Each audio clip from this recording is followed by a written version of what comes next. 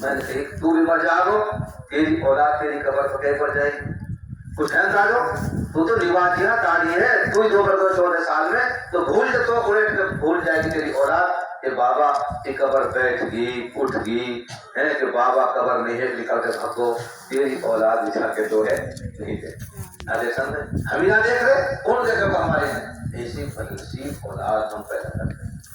اس لیے دوستو مسجد بنانا یہ آواز نہیں پر مول صاحب جو فیصلہ کرو گے وہ منظور ہے، اللہ کے فضل و کرم سے وہ زمین ہم نے چاروں بھائی کو بتا دی، مان کے مول صاحب کرے جا خود خدا خود سادہ میرے بھائی یہ بھی تیرے بھائی، یہ بھی تیرا سارے بتیجے، اور جب کہا جو سرکار کو لیں گے دربار میں لیں گے لیکن بلا دیں گے دے دے مسجد میں دے دے ہمارے گھر دے دے، اللہ کے فضل و کرم سے بات مانی اور اس کے لیے بڑی دعائیں ملی اللہ کے فضل سے۔ میرے بھائی عزیزوں اس طرح کے حالات میں قبروں میں رہیں گے اور اللہ کا گھر تعمیر کر جائیں گے۔ حدیث میں اللہ کے نبی نے فرمایا، میں نے پڑھی تھی وہ حدیث، من بنا للہ مسجدا، جس نے بنائی اللہ کے لیے مسجد، اس کے لیے بنائی، میں نہیں چاہتا نام و نمود، میں نہیں چاہتا شہرت، میں تو اس لیے بنا رہا ہوں میرا اللہ مجھ سے راضی ہو جائے، اس لیے مسجد بنائی، بن اللہ لہ بیتن فی الجنت، بنائیں گے اللہ تعالیٰ اس کے لیے گھر جنت میں، کہاں بنائیں گے؟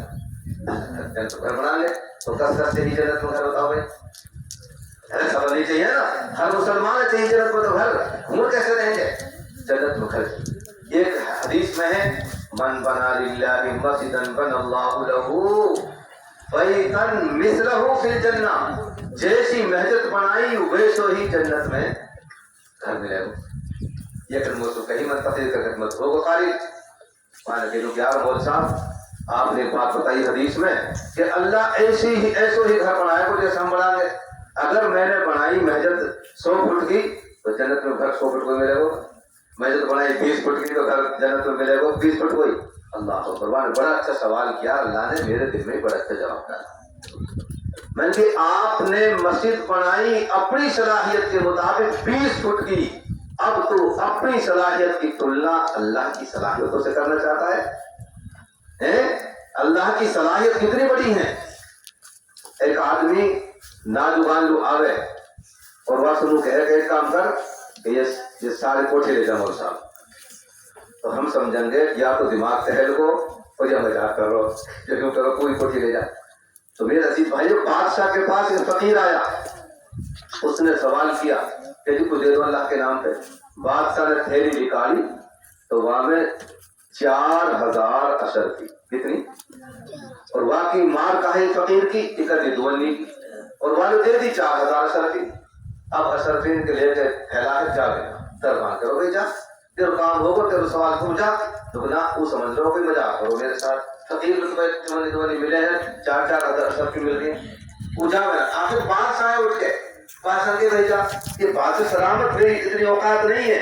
بادشاہ نے کہا ٹھیک ہے، تیری اوقات تو اتنی دونی چوانی کی ہے، لیکن میری اوقات تو دیکھ کہ میرے خزانے میں 4 لاکھ اشر کی چلی جائے تو کوئی فرق نہیں پڑتا۔ اللہ تو بادشاہوں کا بادشاہ ہے، اس کے خزانے میں کوئی کمی نہیں ہے۔ 20 فٹ کی مسجد بنائی تو 20 فٹ تو ہماری ناپ ہے، اللہ کی ناپ اور اللہ کا پیمانہ کتنا بڑا ہے ہم اس کو ذہن میں نہیں لا سکتے، دل و دماغ میں نہیں گھما سکتے۔ اتنا بڑا گھر اللہ بنائیں گے اپنی شان کے مطابق، جتنی شان کے مطابق ہم نے اللہ کا گھر بنایا۔ میرے عزیزوں، کون کون ہمارے ساتھی ایسے ہیں جو موجود آپ یہ کہیں کہ مول صاحب انشاءاللہ اللہ کے گھر کی تعمیر میں میری طرف سے یہ حصہ ہوگا، جس میں جو میری نسلوں کے لیے، میرے ماں باپ کے لیے، میرے تمام مرحومین کے لیے صدقہ جاریہ بنے۔ ہے بھائی کوئی ایسا آدمی آپ میں جو کھڑو کر کے کہے مول صاحب انشاءاللہ اس گھر میں، اللہ کے گھر میں میری طرف سے یہ حصہ شامل ہوگا؟ ماشاءاللہ 5000 روپے۔ کیا نام ہے حاجی جی؟ حاجی صاحب کا گاؤں لاہور، ماشاءاللہ قبول فرمائے۔ بیٹھ عبداللہ پہلے کو صحیح ہے اور سبھی کو صحیح۔ اللہ آپ کی جان میں، مال میں، ایمان میں، اولاد میں خوب برکت عطا فرمائے۔ ماشاءاللہ ماشاءاللہ۔ قاری راشد صاحب 20 روزہ ہے، ماشاءاللہ ماشاءاللہ۔ کیا نام ہے ہے جی؟ عمر سرپنچ، ماشاءاللہ ماشاءاللہ۔ اللہ قبول فرمائے، آپ کو خوب ترقی دے۔ जी जी, और बोलो।